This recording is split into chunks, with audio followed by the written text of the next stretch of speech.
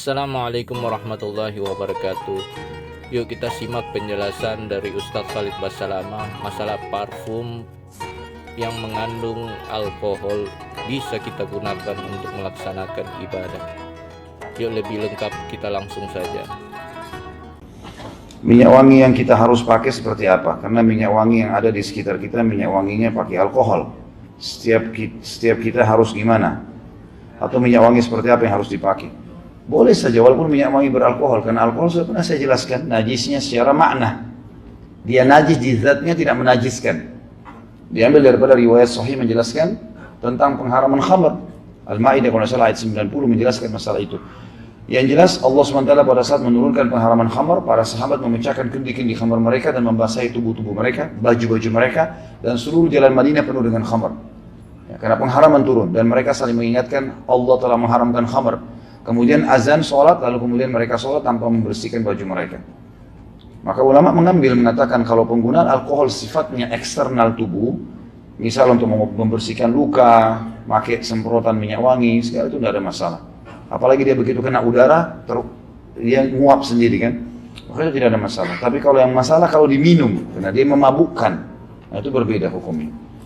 Kalau misalnya antum juga masih ragu dan mau pakai minyak wangi yang tanpa alkohol, nggak ada masalah, banyak dijual kok tanpa alkohol. Yang penting jangan tinggalkan minyak wangi. Dan kata Nabi SAW, sebaik-baik minyak wangi laki-laki yang lembut warnanya, keras baunya. Memang nyengat laki-laki itu dianjurkan. Dan kita tahu di hari Jumat kita dianjurkan pakai, ya. Nabi SAW sering pakai setiap hari kalau bersih dicabut, dipasang gigi palsu, hanya karena gigi palsunya emas misalnya. Ada orang begitu kan ya? Giginya mah apa masalah, tapi mau ditunjukkan kekayaannya supaya kalau senyum emas mungkin. Ini kekurangan tempat penyimpanan emas.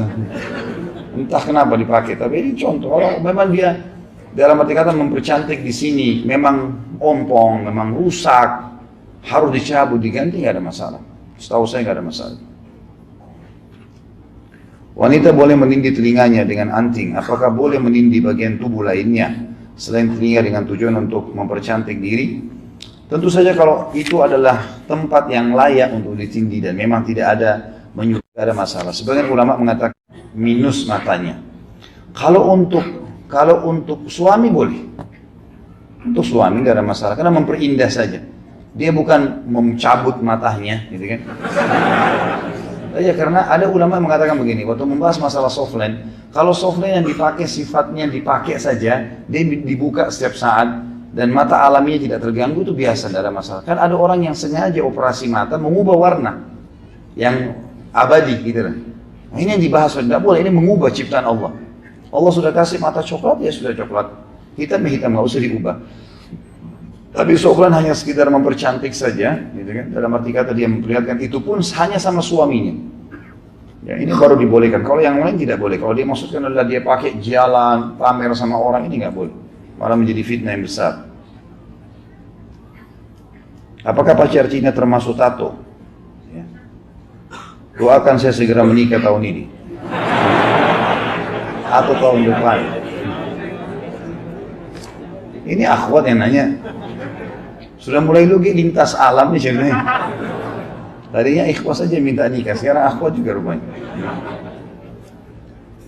Saya tidak tahu pacar Cina ini. Yang saya tahu memang ada pacar yang dijual-jual di Timur Tengah ada. Karena itu dari India, dari Timur Tengah ada. Ya, ini semua Allahu a'lam yang saya tahu tidak ada masalah.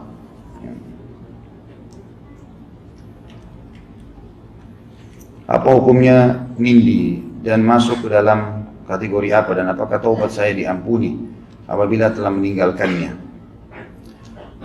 Yang saya tahu kalau memang dia perempuan, tadi kita sudah jelaskan ya, kalau sifatnya memang di telinga normal saja di tempat-tempat yang dibolehkan, dan termasuk para sahabat dalam memperindah diri mereka kaum wanita, mereka meletakkan perhiasan di kaki. Jadi meletakkan gelang selain di tangan, di kaki. Kalau laki-laki tentu ini dosa, nggak boleh menyerupai wanita, gitu kan? Tidak perlu rusak, laki-laki nggak usah merusak, teman-teman saya.